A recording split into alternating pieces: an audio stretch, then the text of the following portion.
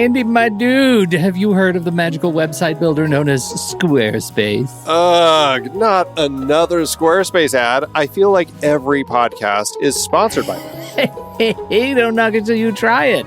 Yes, okay, it is overhyped, but actually it lives up to the hype. Squarespace is like a website fairy godmother. With a click of a button, your site transforms into a beautiful masterpiece. A website fairy godmother? That sounds interesting. What makes it so magical?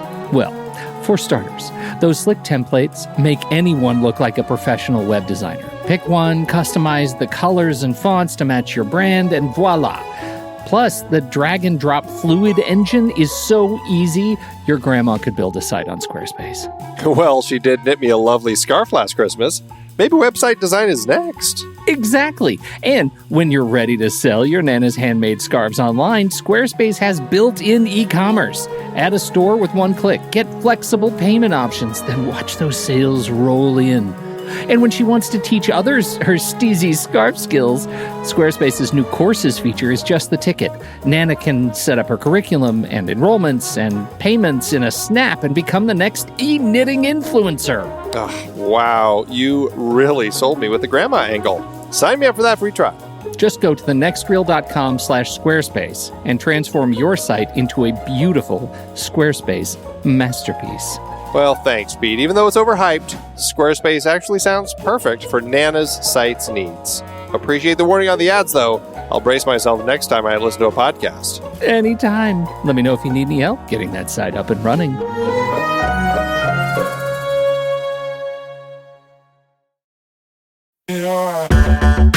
Andy, can you believe we've almost hit 700 episodes of The Next Reel? I know, it's crazy. And with all the other episodes in our family of podcasts, we are well over 1,200 episodes of movie conversation. It's really pretty amazing that we've gotten to have these in-depth movie chats every week for over a decade now. And we couldn't have done it without our loyal community of film fans. Their support over the years has meant so much. For sure. That reminds me, we should give the merch store a shout out. Buying shirts from thenextreel.com/merch is a great way listeners can continue to support the show. Plus, they get to sport our great designs. Absolutely. I think sometimes folks forget we have a variety of shirts, mugs, phone cases, and more available. In fact, a great place to start is with a shirt sporting the Next Reel's logo. We also have that classic Fast Times Spicoli Surf School tee, or the weirdly popular Rusty's European Tour shirt. The one from National Lampoon's European Vacation. Why is that so popular? Search me, but we have sold a ridiculous number of those. I guess there are a lot of Rustys taking trips to Europe? We're always adding new designs based on movies we've covered, like our brand new design for a streetcar named Desire, featuring a streetcar named Desire. So if you want to rep your love of TNR and films, head to thenextreel.com/merch. Every purchase helps us continue to have these weekly in-depth conversations. So visit thenextreel.com/merch today. And as always, thanks for listening and being a part of the Next Reel community. We've got lots more great movie chats coming your way. I'm Pete Wright. And I'm Andy Nelson. Welcome to The Next Reel. When the movie ends, our conversation begins. In just a matter of seconds, you're going to hear a classic episode of this show from back in the day when we called ourselves Movies We Like. It took us a while to settle into the show's format, so you'll notice some differences as you listen to these episodes. For instance, it takes us a bit of time to actually get into the conversation about the movie. Things like that. But we're still proud of the conversations about the movies themselves, and we think they're worth keeping in the library. So enjoy these episodes from our back catalog. And you can become part of our Discord community, learn more about the show, and find out how you can become a supporting member at thenextreel.com. So thank you, everybody, for downloading and listening to The Next Reel. We appreciate your time and attention, and we hope you enjoy the show.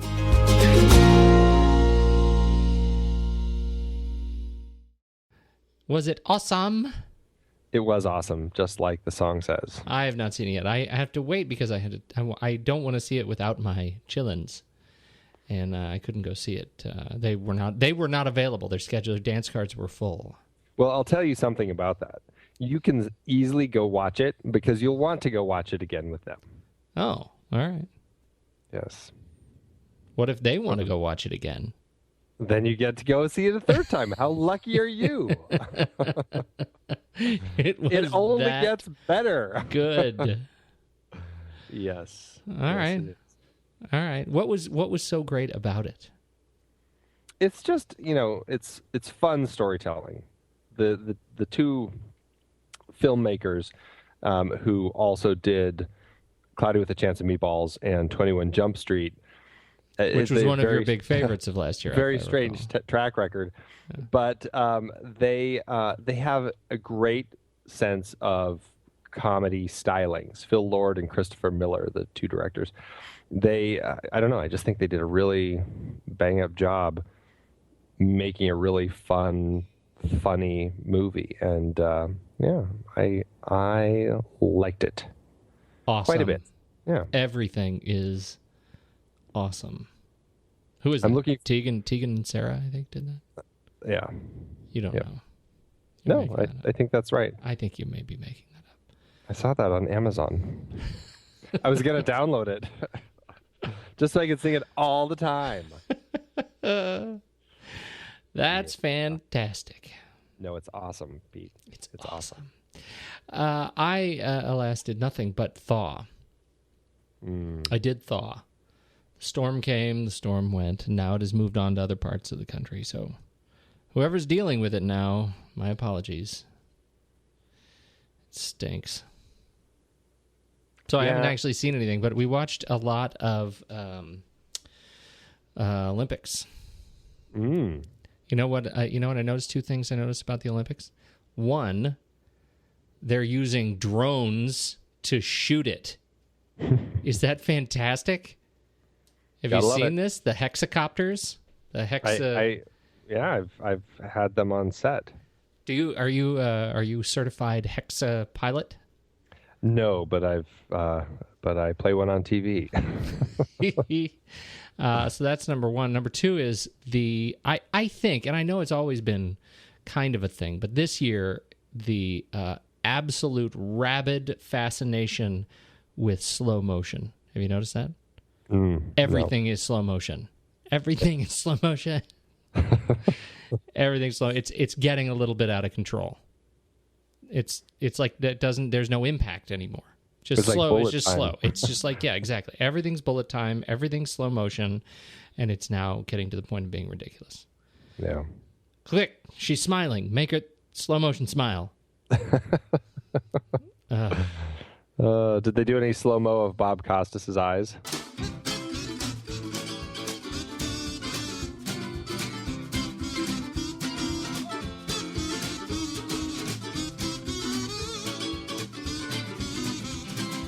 This is The Next Reel. Thank you, everybody, for joining us. I'm Pete Wright. There's Andy Nelson. And we spoil movies heavily and weekly. Weekly and heavily. Take that.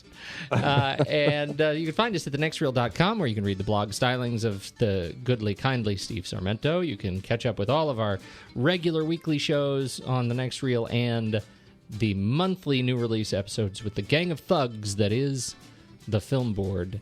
And from there, you can find all of our associated social endeavors, where you can friend us, follow us, like us, and generally join the conversation online. We would love to have you there. You can also, the important part, since this is a movie show, if you want to see the movies that we have slated for our 2014 season, you can head over to letterboxd.com/thenextreel, and you can see our watch list over there. That includes every film we're going to talk about for the remainder of this year. That's some right. great movies on that list. Speaking of movies, let's hear from Andy on the weekly challenge, Andy versus the People, the Instagram Pony Prize. Yeah. Man, what do you think it was this week? What do you think it was this week that foiled you? The People beat you roundly. I really worked hard to pick something. I'm like, this is going to be something that I think will trick people. I mean, I picked Jurassic Park 3, and certainly there's dinosaurs. There's a lot of things that are fairly obvious if I showed them. Uh-huh. So I tried going a few other directions with some of the more just apocalyptic, wrecked vehicles, desolate landscape, ruined buildings. And second image in, Hunt Thug Nasty comes out of nowhere, nailing it. I'm like, what did you see in those two pictures that you were able to pull it out of your hat that it was Jurassic Park 3? Not only that, and then he mentions in the Instagram comments that it's a film that he absolutely hates. So it's right? why do you even remember it then? Oh my! So yeah, burned thoroughly into his trounced brain this week. Thoroughly trounced. This was not good. I know you're feeling the heat for this coming week. Do you have something that's gonna really test the people? I don't actually. No? I'm going to, as soon as we're done recording the show, I'm going to frantically scour just the online and just everywhere, try finding something that I can fool the people with. Oh, people, you're giving it to Andy good. Yeah, they are, man. They sure this are. is awesome. Laugh it up, Fuzzball. Stay off my side, will you? Okay. Well, you should still continue to play and continue to be added to our list of winners to win the Pony Prize this year. It's going to be great. Yeah. That's it.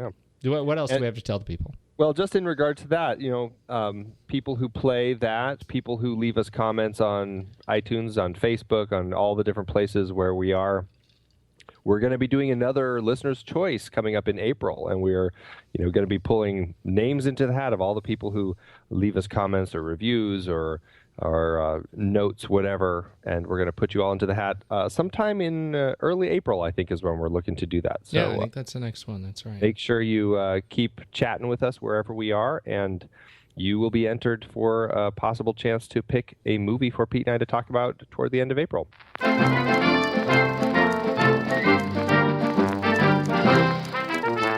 I'm going to go first. It is the film we have been waiting for since Prisoners. Have you been waiting for this since Prisoners? I with bated breath. Now, what was so the film I'm talking about tonight is Denis Villeneuve's film with Jake Gyllenhaal.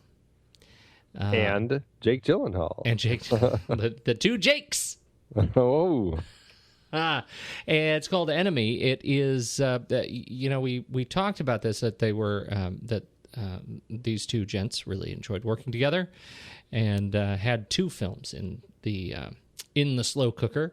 And this is the other one. It is a really, I don't know, I think to me it looks really interesting. Written by Javier Goulon and Jose Saramago, who wrote the novel, the original novel that the film is based on. It has something to do with Jake seeing another one of himself, and so it's an identity film. Mm-hmm. A man seeks out his exact lookalike after spotting him in a movie. The trailer looks fantastic, very sort of art house creepy. I am very much looking forward to it. I've really I find myself growing fond of this Jake Gyllenhaal. Oh yeah, absolutely. He's quite a talent, and Isabella Rossellini's in this film too. Enemy. Yeah, I haven't seen her in a while, and I've always loved her. So Isabella and Melanie Laurent.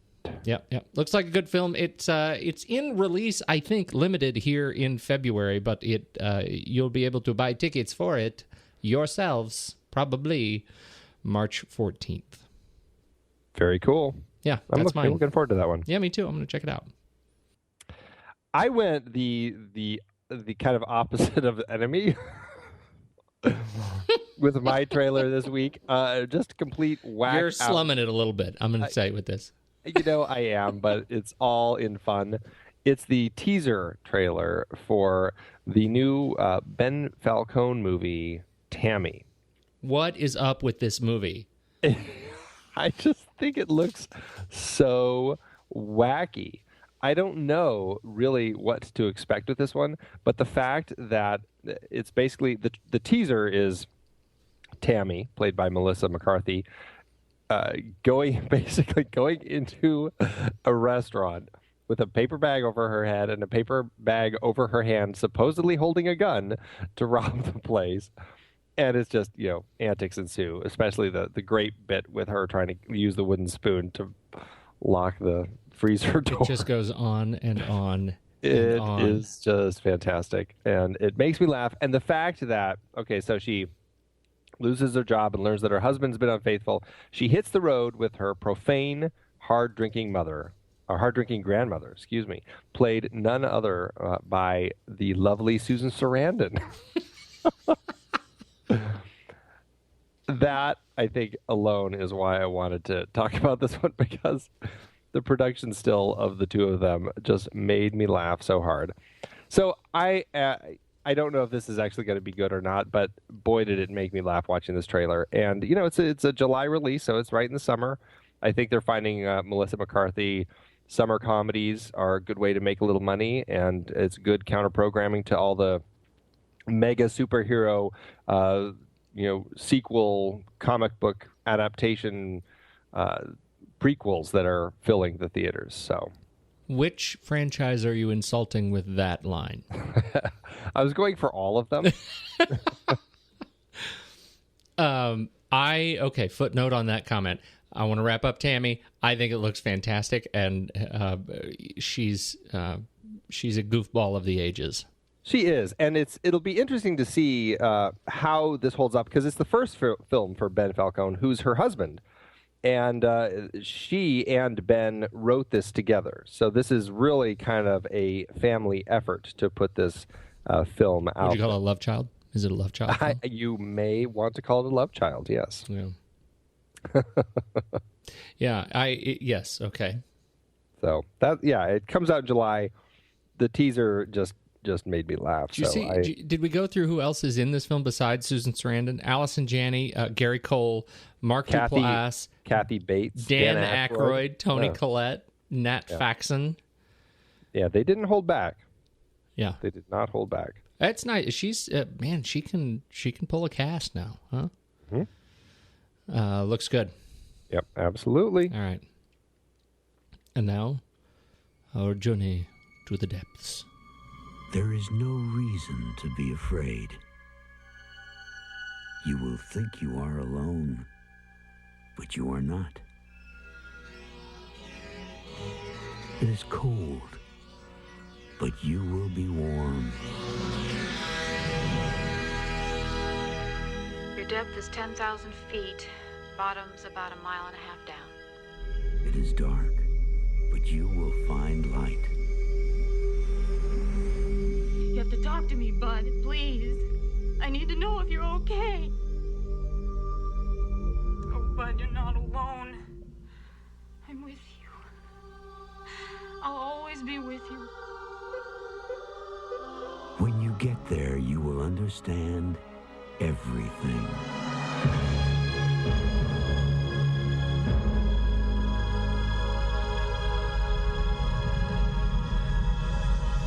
The abyss.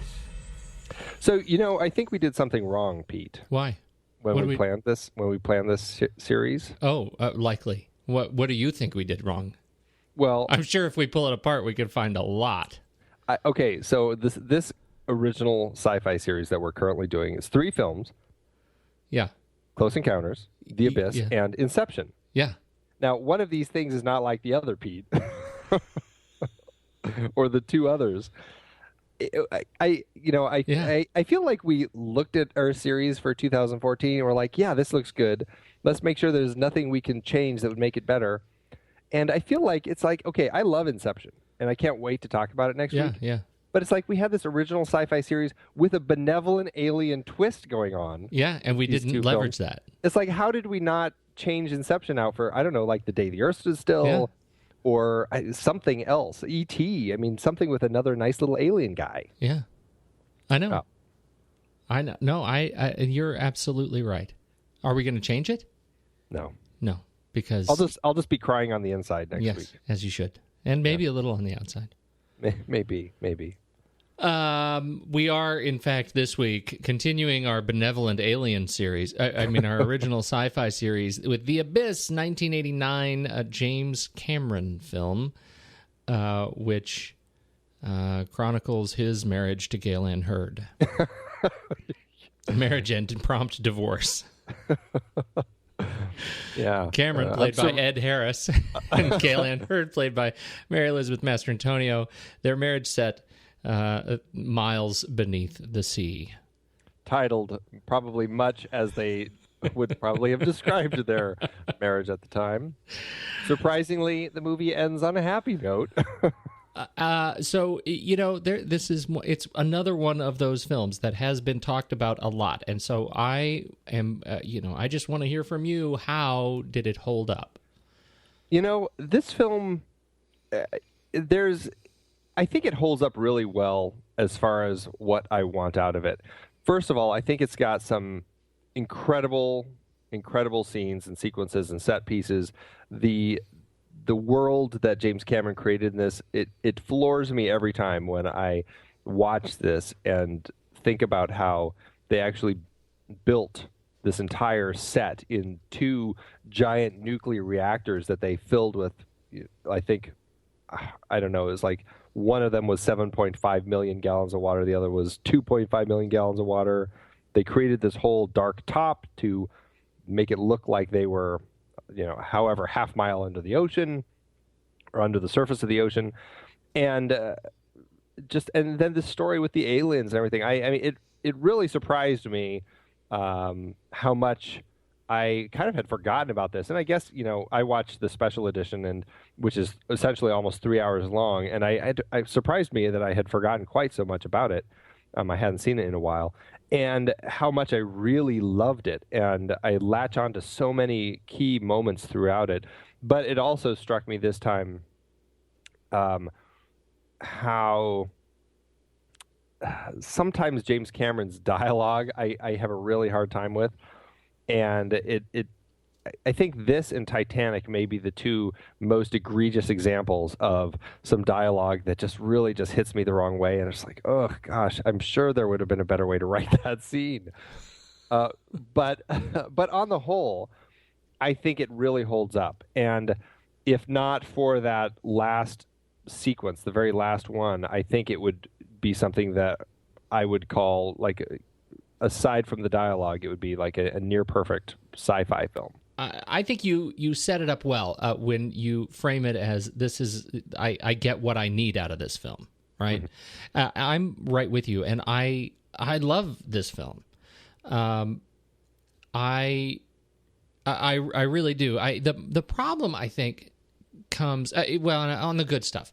The universe I think is beautiful, and I love what they did with the space that they inhabit underneath, and even though they are at 1,700 plus feet underwater, where we and it feels like it should be this expansive universe of kind of endless ocean, it still feels very cramped inside and outside.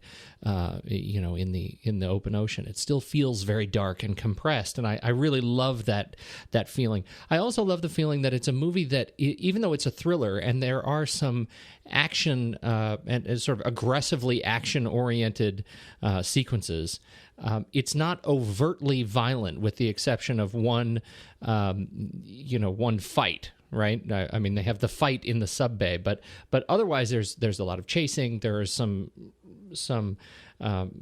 really intense and thrilling sequences, but overall, it's much more a story about circumstance and not about horror beneath the sea. Mm-hmm. Right. Which goes sort of the other way on the continuum of kind of the abyss versus like Sphere and.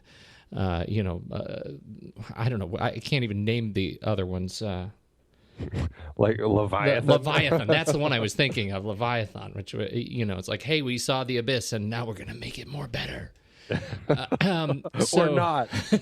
Right. And so I love that about it.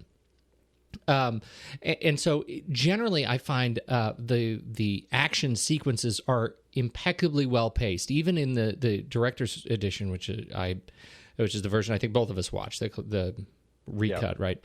Yeah. Even in this 2 hours and 44 minute release, I found the pacing of the major sequences really kept my attention riveted. Even as many times as I've seen this film, watching it, I didn't want to stop. I found myself really still as engaged as I was the first time I saw it in the theater. Yeah. I found myself more sensitive to it wasn't really the dialogue stuff. It was the way, and Cameron and I, it's a stylistic thing at this point, I think. The way he wears his messages on his sleeve. Yeah, and that was something else I was going to bring up, but yeah, certainly.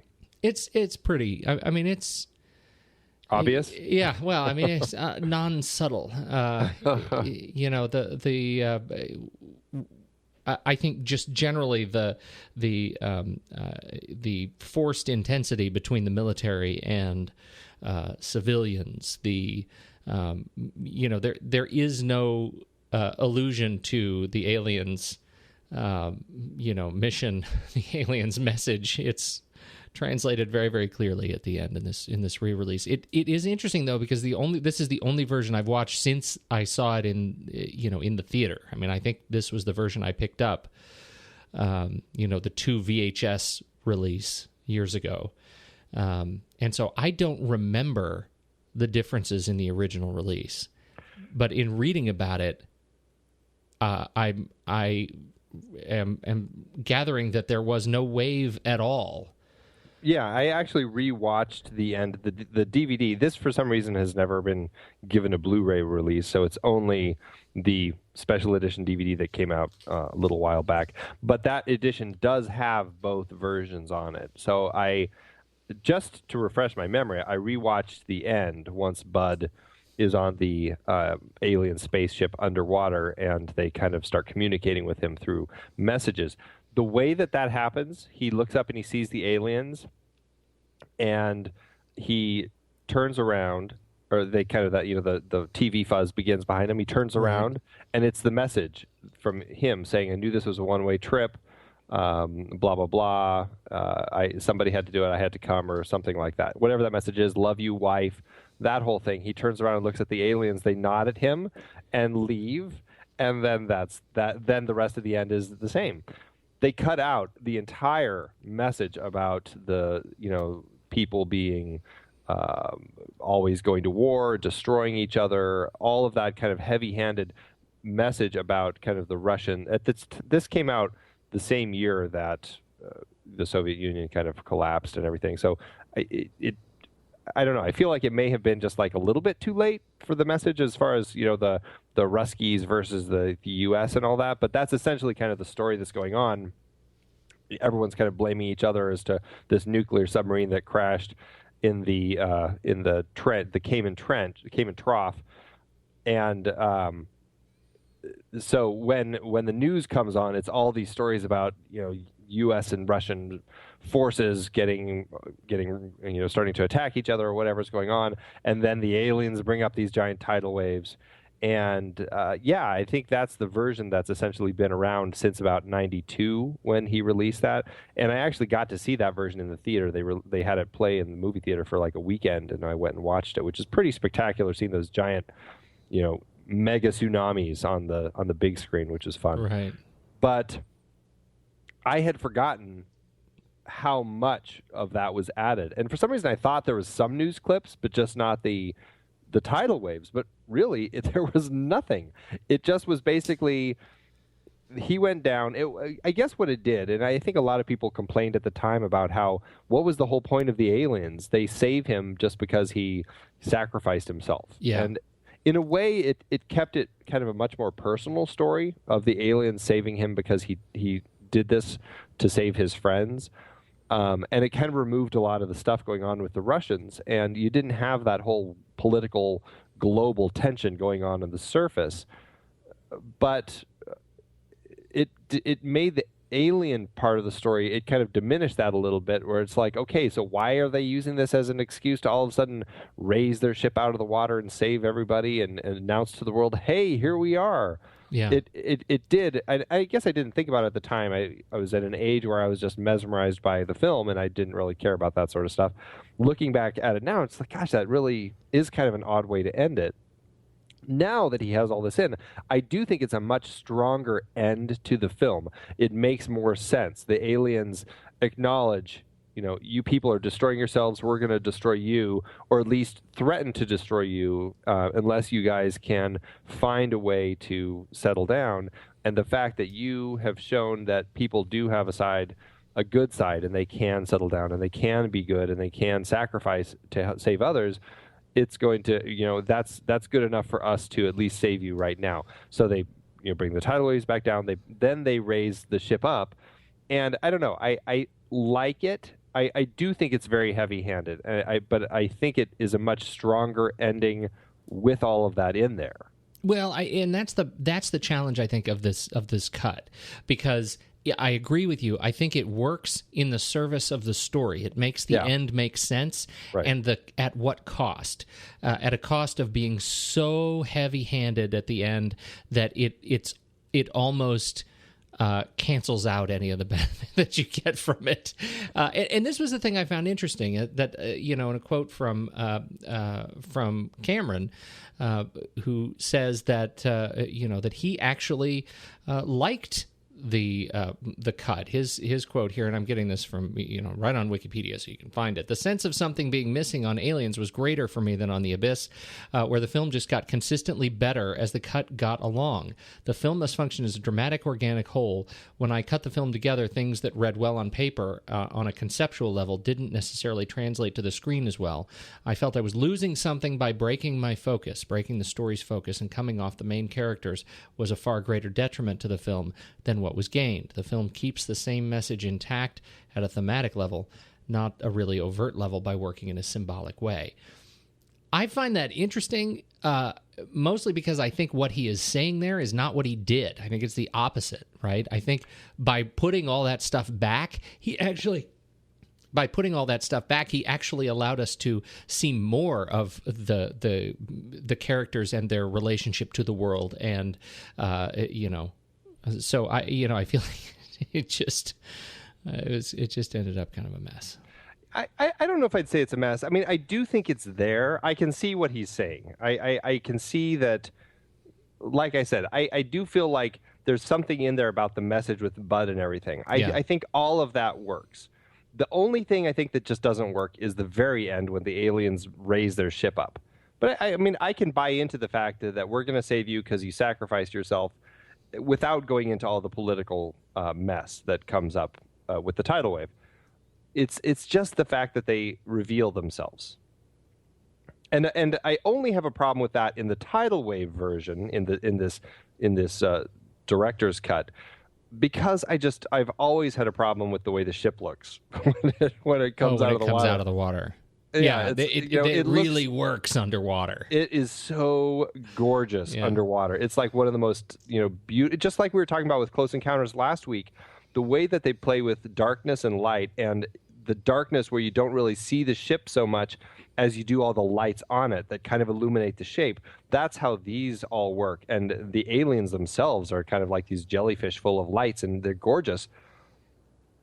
And when it comes out of the water, it's just like, look at my giant, porcelain purple, shower head. That's what it looks like, Yeah. It's Art Deco. And I just don't... Thank goodness we have all these utilitarian vents. Yeah, it's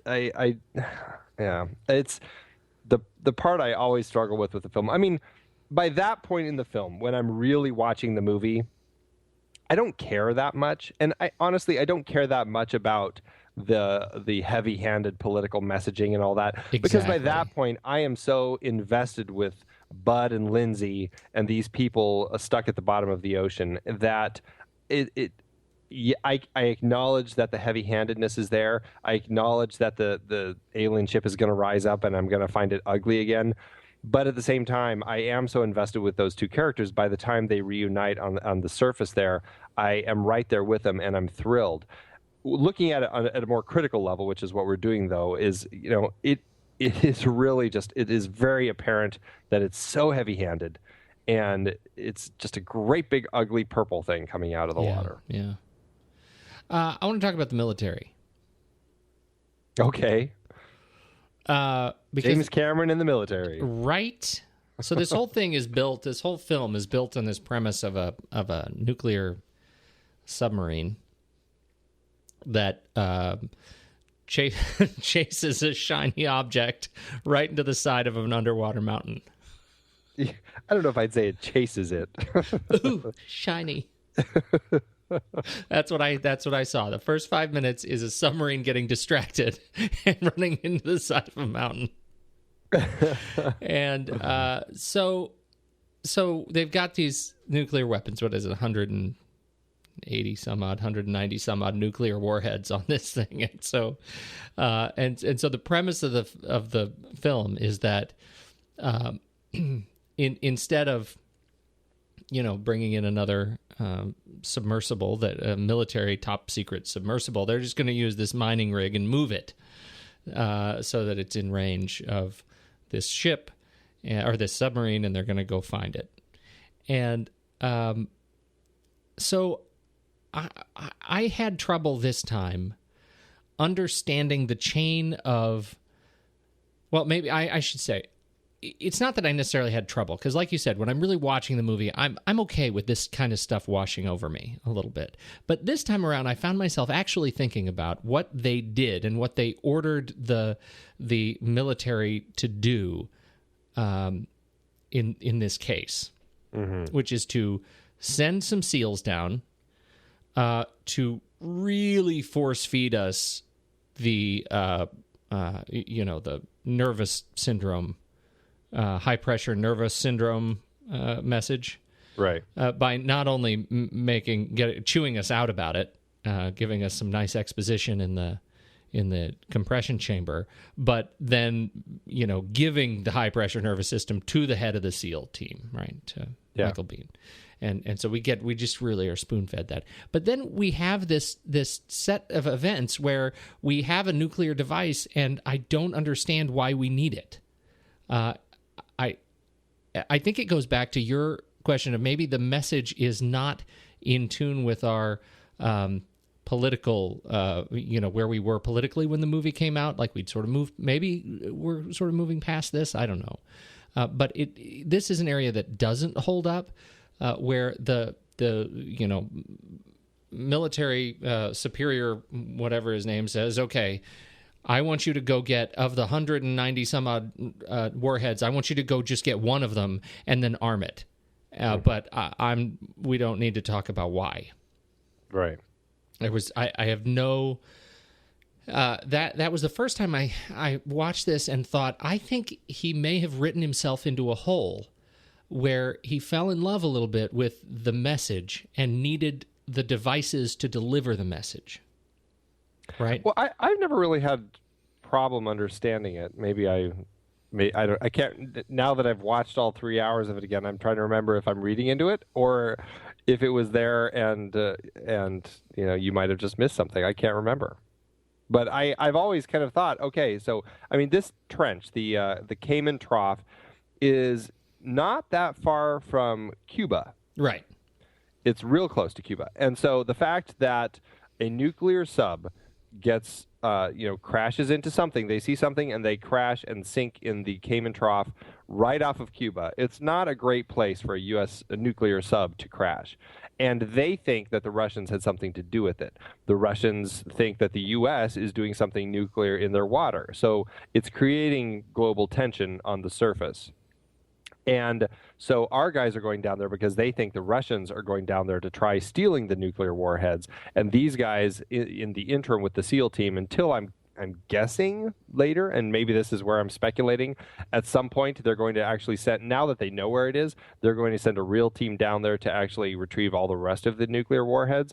But what I've always kind of thought is they're arming one nuclear warhead so they have something to kind of defend it with if the Russians come, so that they can say, don't come near, we've got an armed nuclear warhead here.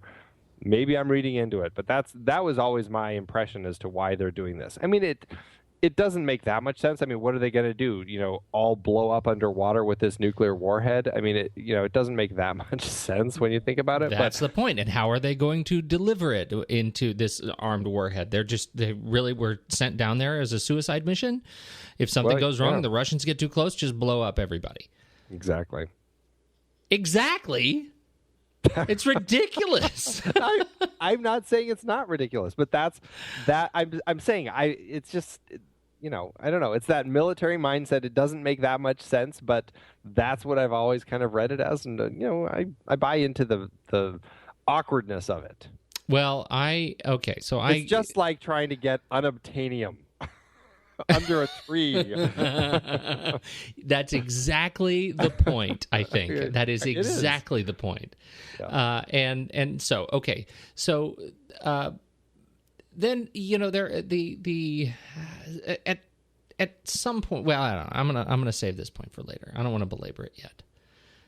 I feel like these are the other points that I found myself really perseverating on, right? Which is where this, they put this this incredibly like advanced bit of technology, right? This incredibly spacious giant oil rig underwater, and they gave them only one submarine that has the right fork on the end of its arm to be able to unplug the umbilical hose to the surface in case of emergency. Like, there's no magic button or no emergency release button. There's nothing like that. Like, they didn't think about that. You're overthinking. You're putting yourself into a world where you're thinking outside of the world that they've given us. I am, and I think I am. I recognize that. But this is the problem I get into when I sit down to write screenplays. It's that and you should correct me on this, right? If you have the magic correction button, I would like to see it. I would like you to push it upon me, which is, when you are presenting a world that is rooted in science fiction. I'm going to call it like what is this? Maybe it's a new thing. This sort of, what is it called? This science fiction accuracy, right? This is perspective fiction, right? Yeah. Where we have science speculation, I guess. Science speculation. Like what Spielberg talked about on the last one. Right.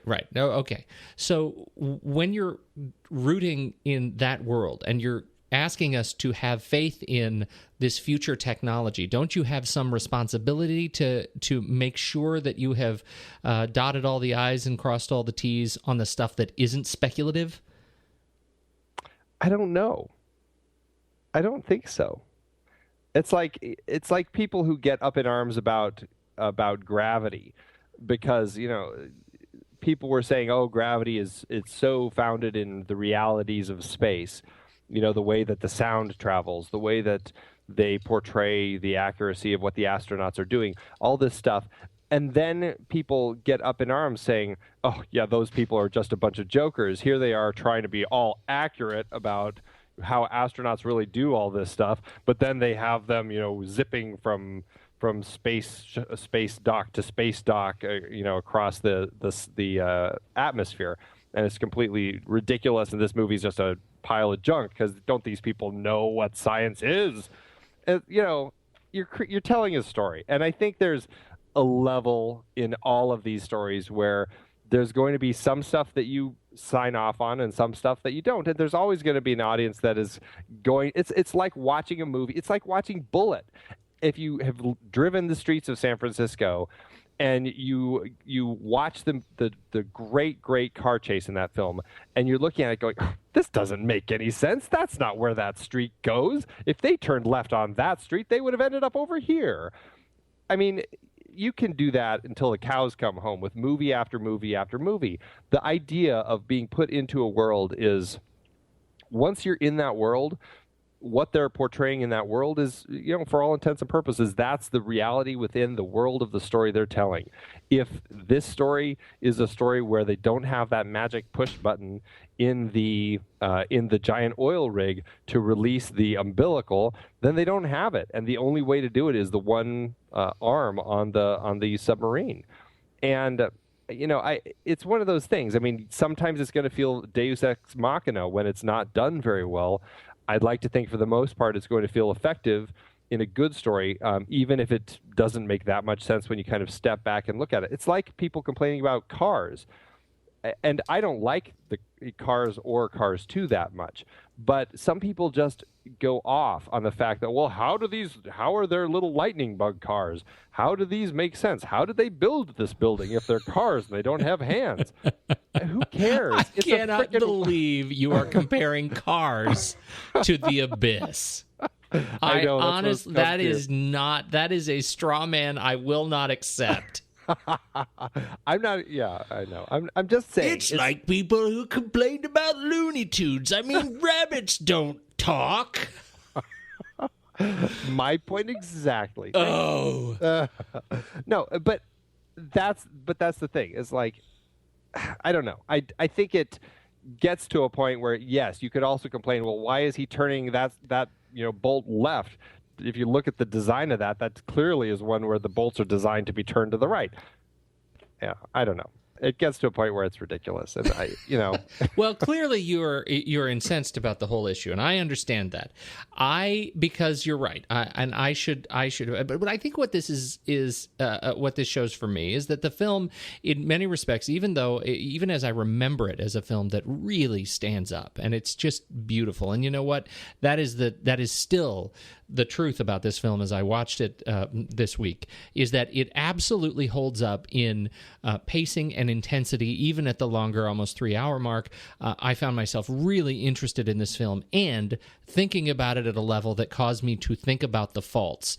But I'm thinking about them more critically about how did Cameron get himself into this place of not finishing, I think, some of these more foundational arguments that would have made, for me, the story of the nuclear warhead make more sense. And instead, we have more attention paid on some of the back-end kind of spiritual, philosophical elements of the film of the story that I think maybe took us to a place that exposed a giant porcelain toilet. Showerhead, man. Showerhead. And at the expense of maybe some of these foundational elements that just caused the overall story to be weaker for me. I absolutely recognize what you're talking about, though.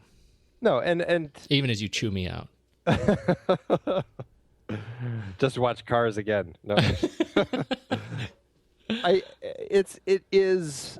I mean, yeah, there's always going to be those problems with the story, and it's just one of those. I don't know. It's in a way, the nuclear warhead is the MacGuffin.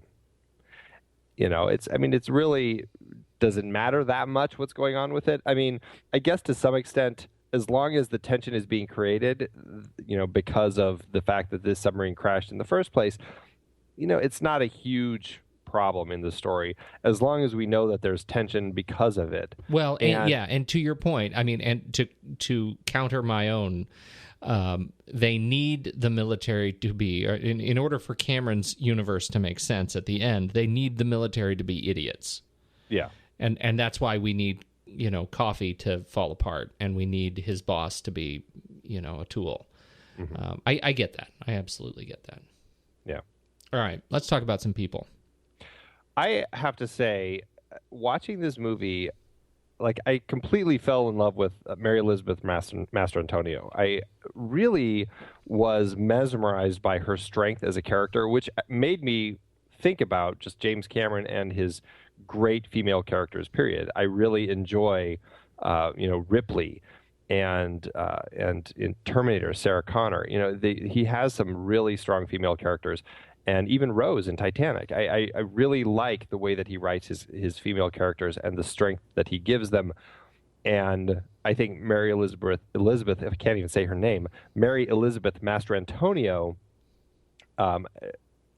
she just has this commanding presence in this film, and I love the bite that she has, and I love the relationship between her and Ed Harris. I think it's such a strong foundation in this film that it starts off with them basically, you find out that they're married and they're kind of nearing divorce, and the way that moves back into a love story, and right up to that second right at the top of the second hour in the film when their sub is crashed and they go through the whole process of her dying basically in order to get out of there, and then Bud having to save her. I was just so wrapped up into that whole moment, and the power that those two actors have through that scene. It's so intense, and I can only imagine the literal torture that Mary and Ed went through in the process of making this film. But I think that their two performances hold this film together like glue. I could not agree more, and I think that's one of the reasons the universe really, really holds together because of the strength of those two characters, those two actors. She was fantastic. I mean, she's just stunning in this film, and I thought she was great in Robin Hood, Prince of Thieves. But she, she really just dominates when she is on screen. And this is, I talked about how this isn't just a horror movie, a horror trope. It is really, I think, it is such a quintessential thriller. When we get to this sequence where they have to make the choice. And you have to watch her die. I mean, I remember seeing that in the film, like it was seared to my brain. It was unbelievable to me that they would that would be allowed to be shown. It was so intense on screen. Yeah.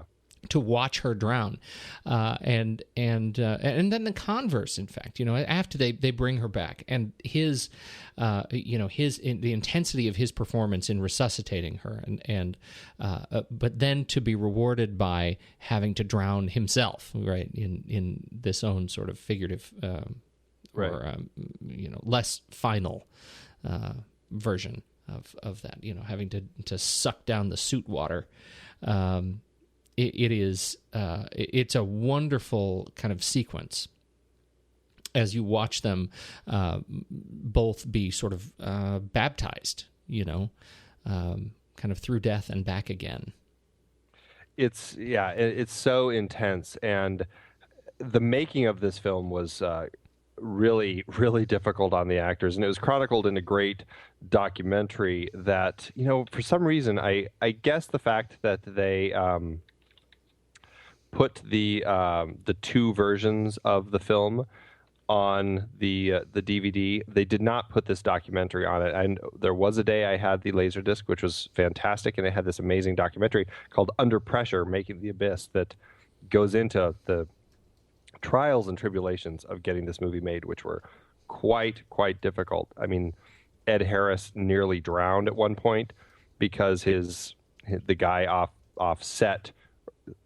underwater set couldn't get, he got tangled up and couldn't get his breathing mask over to him, and then somebody gave him one finally, but it was upside down, so he was sucking water, and finally the cameraman gave it to him, and so he nearly drowned. Mary Elizabeth Mastrantonio, she had to hold her water. That scene when Bud is dragging her back to the rig, he's really carrying her underwater, and she's holding her breath, that whole scene. And then when he's reviving her, she was so cold, and he was slapping her and just all this stuff. And James Cameron was just, I guess he was getting, frustrated with the actors, and somebody, I don't know if it was Mary, but somebody wanted to go to the bathroom, and he's just like, oh, just go in your suit. It'll save time. And she got up and screamed at him, we're not animals, and walked off the set. And I obviously came back to finish it, but yeah, James Cameron is hard on his actors, as has been told many a time. And I don't know. And obviously, he was going through a divorce with Gail Ann Hurd over the process of making this film. And I don't know if some of his own demons came out when he was dealing with the actors, but somehow I think he got great performances out of Ed and Mary. Ed, to this day, will not talk about the making of this film. He will not talk about it. And Mary says there are a lot of things about Titanic, about The Abyss.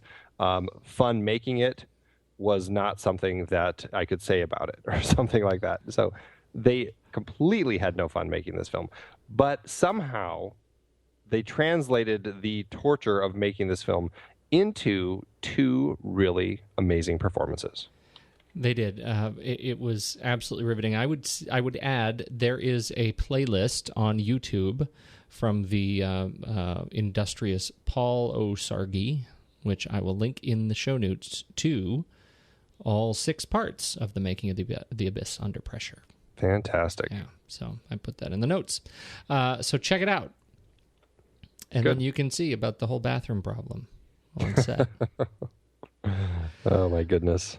I feel like we've been sort of, I don't know, I've been poking at James Cameron through my discussion of his of the construction of the story, but what do we have to say about him specifically? And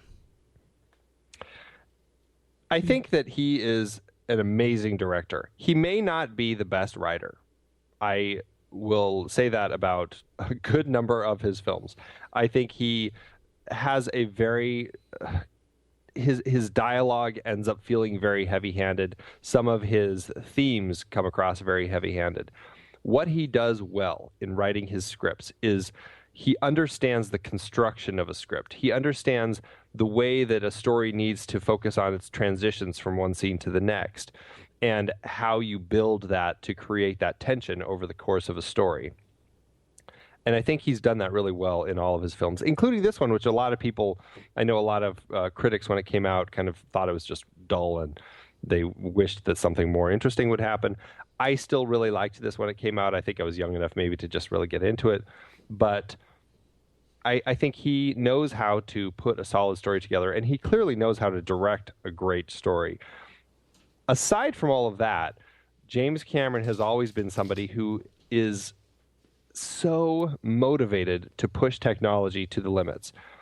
Clearly, Avatar showed us that with all the amazing 3D and motion capture work that he did in that. But in this film, his clear passion for working underwater came through. Just the fact that he built the set underwater. He had all the actors working in the water, underwater. They were all trained divers for this film. They were actually, they were underwater filming for such a large amount of time that when they were done at the end of the day, they would have to, decompress before they could come out. He designed the little MERVs, like he and his brother Mike actually came up with the design for, I can't remember, one of those two little, submersible robots that they had. They designed those. They designed the new face masks for these divers so that they could actually have speakers in them and talk, and they wouldn't have the bubbles coming up in the front because he wanted to be able to hear the actors when they were talking. So they actually designed new helmets for the actors. They just all of the different submarine sort of technology and stuff, and clearly that passion has come through later in his life as he's ended up making a number of underwater documentaries. Obviously, Titanic showed some of his passion for that, and the Titanic documentaries he's done. And then, not only that, but in 2012, so about 2 years ago, he invented this new underwater submersible that he took to the bottom of the ocean. He went into 2 trenches, I think, in 2012. One was off of the coast of, I think it was England. The New Britain Trench is where it was, actually. And then the other one was the Challenger. The Challenger Deep was the deepest part of the Mariana Trench. And he went down there for 3 hours and explored down there. And he's the first person to do that by himself. And he's the first person to do it since, I don't know, sometime in the 50s or something like that. I think it had been a very long time. Yeah, 1960 was the last time that anybody had been down there. So clearly his passion for the underwater technology, I think, influenced the making of this film, and I think in a way also was birthed by the making of this film. So just using that technology, I think finding, even to the point of filming underwater, and how at certain distance from what your subject was, how the blue of being underwater would affect the lighting that you were going to need in order to see something. So they just figuring out the compensation for all that so they could light everything properly. I mean, it's an amazing amount of technology that he worked on to make this film even exist. Yeah. Yes. That was really good. Did you practice that? I feel like it was like a translation of an old, one of those old translations of a kung fu movie where my mouth moved for a full minute and you had the one word yes. That was perfect. For me, the real magic of it, and I think obviously he is he is quite passionate about this, about his work there, and about the science, and particularly the sea. For me, the real magic is just the commitment to the underwater sequences, and the incredible tanks that they used to film this thing. These 7.5 million gallon tanks that are 209 feet long. At the time, the largest tank in the world. It was filmed in a reactor, right? Yeah. In South Carolina. It is stunning to see just how much, just the size of the commitment that you have to make this film look as authentic as they did, and I think that's it really shows, and that's a piece of it absolutely that holds up, and it was a piece that surprised me that it holds up quite as well as it does. The mechanics of being underwater, with the exception of, and I think this is, to your points about him, and the work he's done underwater. So I've watched a lot of the videos of him, that he shot of him scooting around underwater, some years later, right? Mm-hmm. Right. 20 years later, he's scooting around underwater in his submersible. And he's scooting along, not real fast. And yet somehow the 20-year-old submersibles in the abyss are like fighter jets. That was one. I just feel like that was another one that maybe I know I'm giving up the world a little bit, but because that was an incredibly intense action sequence that I really like, but it's one that I thought about. Anyhow, so the commitment to underwater, I think for the most part, really works well and holds up over the years, and it's work of our time. Yeah, absolutely. So, I also found the liquid breathing element that he tied in really fascinating. No, Ed Harris did not really do the liquid breathing, but the rat really did. Yeah. They actually used 5 different rats, and all of them did breathe this liquid breathing fluid, whatever it is, and it's pretty amazing stuff. I don't think they've actually tried it with people, but it is something that is out there. This whole kind of a liquid that you can breathe that's full of heavy oxygen for you to. I don't even know how it works, but the idea of it I find very fascinating, and the fact that he brought that into the story to as this secret military stuff, whatever it is, so that they could go down there. I really enjoyed that aspect of it. So that might be a little bit more of that science speculation. I like that quite a bit. Well, it is, and I became super obsessed by that, by the liquid breathing. Really? Yeah, and it's a fascinating technology, and I'm going to absolutely butcher it, I'm sure. So somebody's going to write in who is a pilot and tell me where I'm wrong. But my understanding is that it's being used not just underwater because of the theoretical, at this point, theoretical benefits of deep diving using a liquid breathing apparatus, but also in the air because for pilots who if you the theoretical benefits of the pilots breathing liquid, versus a gas, and being surrounded by this, it's called the Libel suit, which is a new form of G suit that surrounds you completely in water, absolutely distributes G forces and pressure, and can keep pilots conscious and lucid, able to fly at extremely high G forces because all the pressure is equally distributed throughout their system. And so this is one of the things that they're looking at doing. And, to my knowledge, there is a scientist who claims he has done it, but I couldn't find any confirmation or reproduction of that. But the animals have done it, and in fact, there's a great History Channel documentary that I can dig up. I'm sure it's on YouTube, where actually it shows them going through the process of using mice, not rats. But it's a documentary that actually documents them doing this process that you can find online. Wow, it's fascinating. That's cool. So that part, so here, I'm supposed to, I buy into this, but there's no button to release the umbilical. I tell you, you're a picky man. Bridge too far, Andrew. Who else do we want to talk about? Well, Michael Biehn, I always love Michael Biehn. And I mean, he clearly is a little over the top as the mean military man. This is definitely not something where he's given a lot of, he's not painted as a full character, you could say. He's painted very one-sided, and he plays that well. And I think Michael Biehn is somebody that I think works really well in the sorts of movies that he's in. And I always enjoy watching him, even when it's a movie that I think is not one of the greatest. But, it's a very over-the-top military performance, and I like him in it. It is. He's brooding and shaky, and still, he was a solid antagonist. I found it interesting to learn that the studio actually really, really pushed to try to get him nominated for Best Supporting Actor this year. It didn't strike me as a performance I would say, oh, Best Supporting Actor material. Yeah. No, it did not. But they did. They tried. Yeah. The winner that year, of course, was Denzel Washington in Glory. So Michael Biehn, Denzel Washington.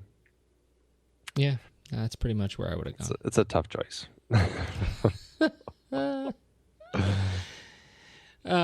So Michael Biehn, this was full of, I really loved the oil workers, the rig workers. Yeah, it was a group of fantastic people who they cast to really be real people that worked really well in the context of this underwater oil rig. And they actually, I think, rarely even had these guys use stunt doubles. These guys, like when the thing was flooding and all that, I mean, these actors had to train to be, aside from diving, they had to, train to have rooms flooded and get thrown around. And so they did all their own stunts, and it's pretty impressive. I really enjoy everything that went on in the course of, just the world of these people underwater with Jammer and Cat and Hippie and One Night. I just loved them all. It's a great group. It feels like oil workers. Yeah, no, it really does. They, it's funny. We talk about the lines, right? That sometimes the Cameron scripts don't hold up. But I think this is one of the really quotable films. Yeah. There's between, especially on the rig, I mean, this is one of those films that some of these, he just hits those one-liners right home. Yep. Yeah. That I had forgotten where some of my good lines come from, and they were from this movie. My wife is always disappointed when she watches a movie with me and realizes that, oh, that's where that line came from. I'm like, yeah, I know. She's probably shouldn't have married her then, huh? Whoa. Slamming. Look at that. The Abyss quote, right? What? I don't mean that, of course. Nice. You think everything's a conspiracy. It's because everything is. See what we did there? That was good. It was good.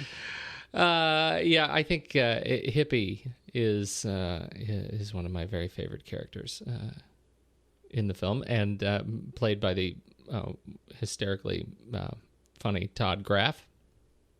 He's great in this. I always have loved Hippie. Hippie and the Rat. And let's see, anybody else you want to mention by name? The only one that I'm going to mention is, aside from all the great people, but James Cameron's brother, Mike Cameron, actually does make an appearance in this as the dead sailor in the submarine that has a crab crawling out of his mouth. That is his brother. So That's even his brother he tortures. That's go. Good Okay, one. you're going to go crawl under that machinery. Hold your breath. We're going to put a crab in your mouth. Yeah. and film it crawl out. Go. So gross. So gross. And we're gonna have to do it again and again. That's worst words ever to be heard from James Cameron. So how do you have anything else you want to talk about before we talk about money? Well, I think we should mention. We got to talk about the pseudopod. Yeah, I was going to say we got to talk about the visual effects aside from all the wonderful underwater practical stuff. effects. Yeah. Okay. Well, this was a big deal. This for the pseudopod is 75 seconds of film, and this was they were going to do, what were they going to do? Cell effects. They were going to just hand draw it, but ended up doing for the first significant application of CG. Yep. Was the water finger. They actually filmed that scene first, so that those people had as much time as possible to work on it, because he was afraid, and he wrote that all of the stuff with the pseudopod so that if it didn't work, he could cut it out and you wouldn't be any the wiser. Very smart. Yeah, that's very smart. That's very smart. On the off chance that your whole story was based around it, then you're really screwed. If it looked like something from Who Framed Roger Rabbit popping out of the water. But it looks really good. They did a great job with it. Please, Eddie. and Hoyt Yeatman, Dennis Muren, who we talked about last week, John Bruno, and Dennis Skotak won Oscars for Best Visual Effects for the amazing work they did with this. The pseudopod, this was really kind of this groundbreaking technology that James Cameron really worked hard to kind of get them to perfect, that cold moving liquid that he then went on to use to great effect in Terminator 2 Judgment Day.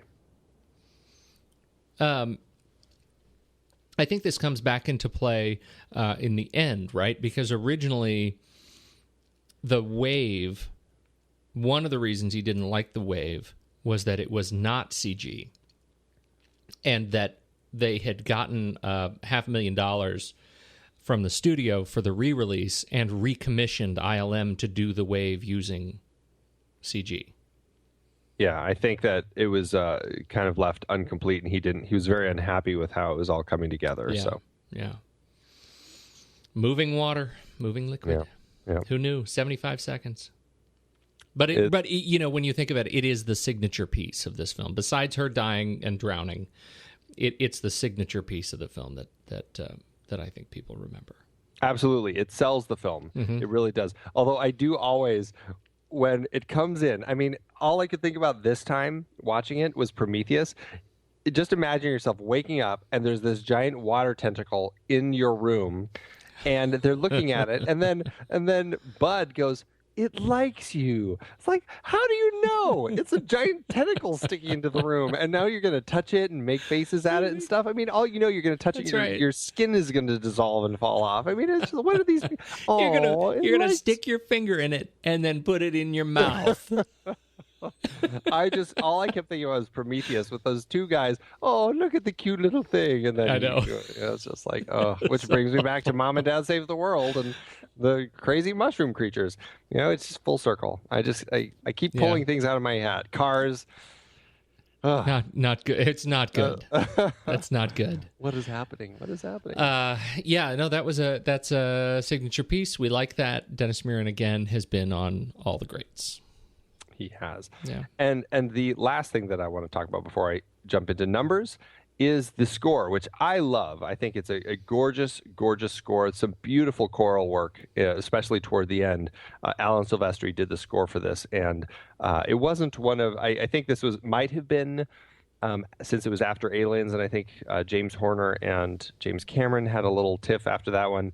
There was kind of a timeout between the two of them, and so Alan Silvestri came in, jumped onto this one, and I think he did a magnificent score. I've always loved it.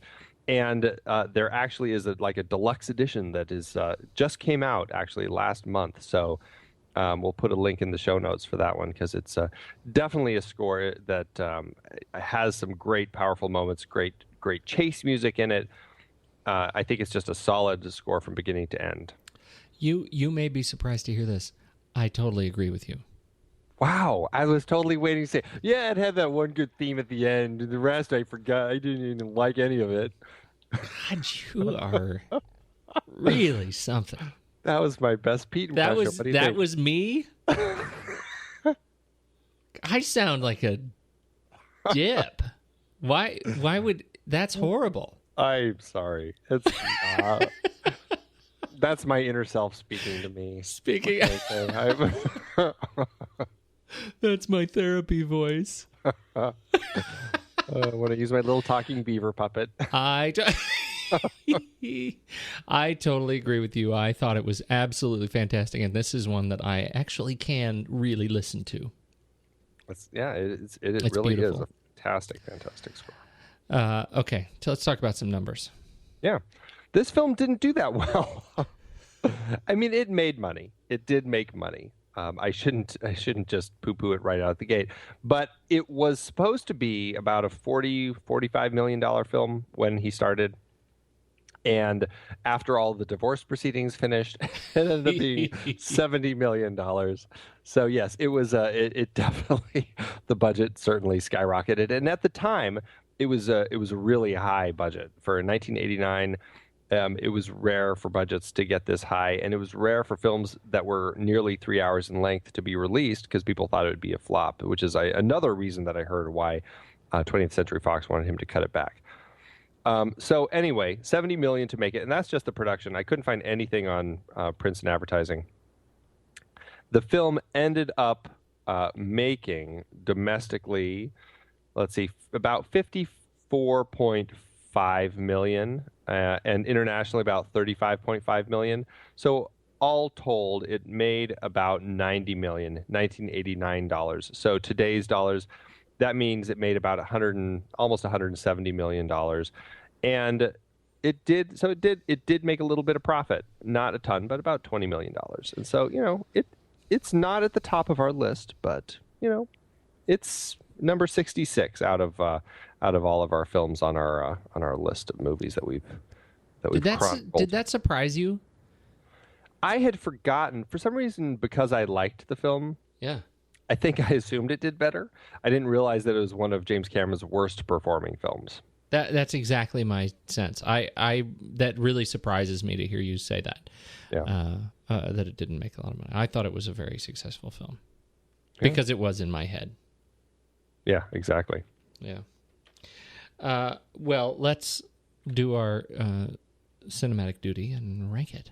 Let's do it. If you head over to flickchart.com/thenextreel, you'll find our stack rankings of all of our favorite films, all the films we've talked about on the show. And you should like us over there and share your thoughts. Share your rankings with us. Absolutely. Here we go. The Abyss or Gattaca? I'm doing The Abyss. Gattaca is a really unique sci-fi film, but just for the scope of what he pulled off, it has to be The Abyss. The Abyss. The Abyss or The Outlaw Josie Wales?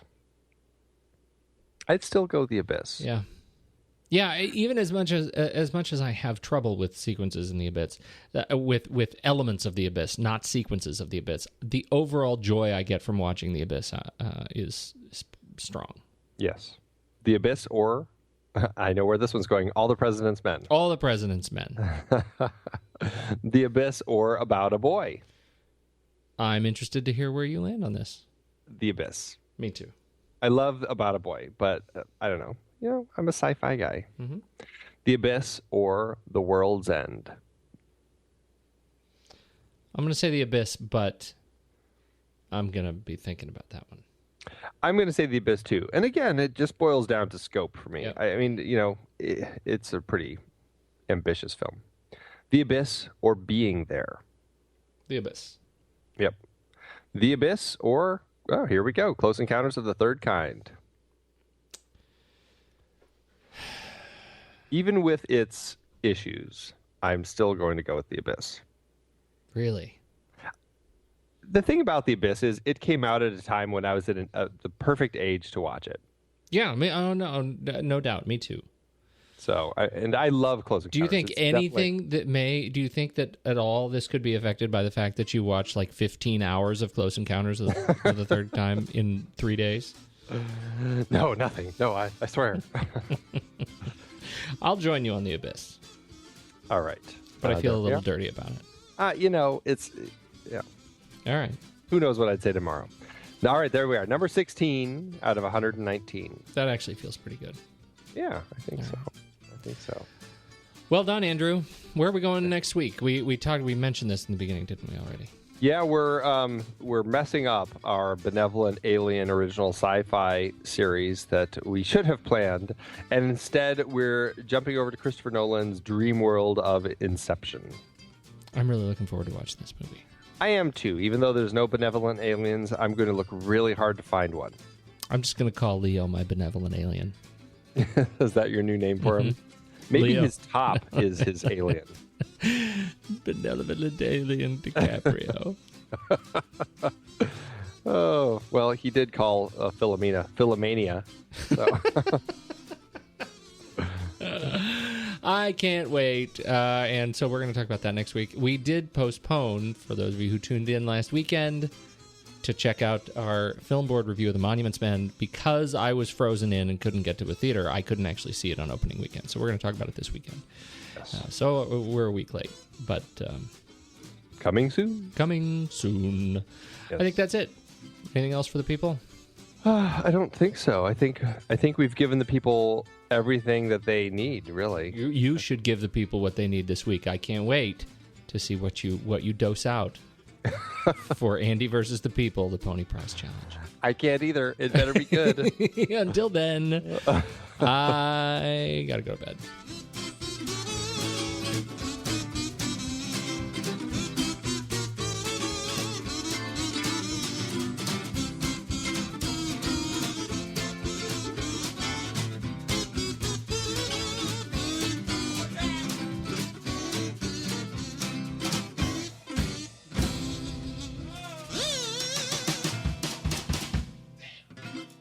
Yeah, you do. You're looking a little ratty.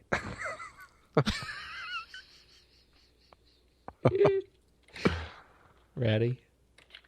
Ratty-a-tooey? I don't know. I don't know where I'm going with that. Derailed. Clearly, yeah. It is hard to believe that we have been having in-depth weekly conversations about movies since 2011. So many great conversations over the years about so many great movies. And some stinkers. Well, true. But producing this show week after week requires a ton of work behind the scenes. If you'd like to help support our efforts, one easy way is by using our Originals page when shopping for books and movies that we've covered. Just visit thenextreel.com/originals. Your purchases made through our links give us a small commission at no extra cost to you and allow us to keep having these great discussions. In Season 3, we covered even more great adaptations like The Night of the Hunter and It Happened One Night, both part of our Couples on the Run series. We talked about No Country for Old Men. The Coen brothers so rarely adapt someone else's work. We had some fun rom-com adaptations like About a Boy, based on the Nick Hornby novel, and Nick and Nora's Infinite Playlist, adapted from Rachel Cohn and David Levithan's book. In our terribly and naively named foreign language series, we discussed The Brilliant City of God and The Diving Bell and the Butterfly, which I won't ever be able to watch again, ever. But could you read the original memoir? I don't know, maybe? We had our Richard Dysart series with adaptations like The Day of the Locust and Being There. Plus, we had that fantastic interview with the man himself. The one where we had him sit on the floor. Because this chair was so squeaky. Good times. We did our first Tom Hanks series with Forrest Gump, adapted from Winston Groom's novel, plus Apollo 13, based on Lost Moon by Jim Lovell. And we did another year series looking at films from 1981, including Das Boot, Gallipoli, and Thief, all based on books. Listeners can dive deeper into all of these original stories and more at thenextreel.com/originals. Every book, play, Movie, video game. You bet. We have talked about some video game adaptations as well. It doesn't matter the source, just follow the link. Every purchase supports the podcast. Check out the full list at thenextreel.com/originals and get reading, watching, performing, or playing today.